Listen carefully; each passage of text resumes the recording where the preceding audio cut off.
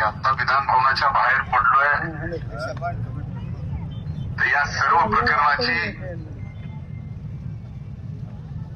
Point of information खाली माहिती सरकारला दिली. मला संध्याकाळपर्यंत माननीय मुख्यमंत्र्यांकडून उत्तर अपेक्षित आहे. आणि या घटनेचा जो प्रमुख सूत्रधार आहे त्या सूत्रधारासहित FIR मध्ये नाव आलं पाहिजे आणि सर्वांना शासन झालं पाहिजे.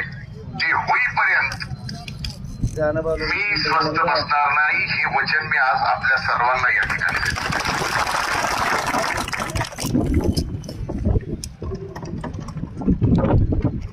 ही अतिशय दुर्दैवी घटना आहे. ठरवून केला गेलेला हा प्रकार आहे. मी शुक्रवारी या परिवाराला भेटायला येतोय आणि मी आज आपल्या सर्वांना सांगतो, ज्या ज्या ठिकाणी ज्या ज्या वेळेस ज्या ज्या समाजावर कसलाही प्रकारचा अन्याय झाला त्या वेळेस मी मुंडे घराण्याने संघर्ष केला. संघर्ष आपल्या रक्तात आहे. आपण कोणाचं वाईट केलं नाही, पण आपलं जर कोणी वाईट करायचं ठरवलं असेल तर त्याला देव सुद्धा नियती सुद्धा माफ करत नाही, हे आपण समजून घ्या. त्यामुळे या सर्व गोष्टीत पूर्ण ताकदीनं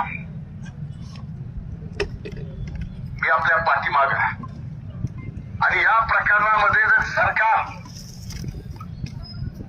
मदत करण्याची दुटप्पी भूमिका घेत असेल तर या सरकारशी दोन हात करायची तयारी सुद्धा धनंजय मुंडेची आहे, हे मी आपल्याला या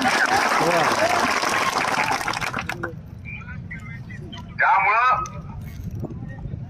आपण आता जे आंदोलन करतोय त्या आंदोलनाची भूमिका जी आहे की आपण सर्वजण एकत्रित बसा. हे आपलं भांडण काय कुठल्या एका ठराविक जाती पातीसाठी नाही. हे भांडण ज्यांनी कोणी ही गुन्हेगारी प्रवृत्ती आहे, गुन्हेगारी करणं हे ज्यांचं काम आहे, त्यांनी जे केलंय त्यांना शिक्षा व्हावी ही आपल्या सर्वांची भावना आहे. आणि मला वाटतं जी मी बोलतोय ती सुद्धा आपली भावना असावी. बरोबर आहे? त्यामुळे आपण आता जे परिस्थितीत आपण तिथं बसलात, आत्ताही आपण मयताचं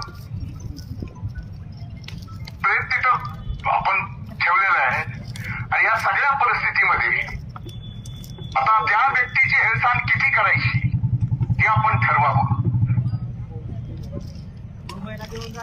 का पुढे आणखी आंदोलन असंच चालू ठेवायचं हेही आपण ठरवून मला या ठिकाणी सांगावं ही कळकळीची विनंती करतो.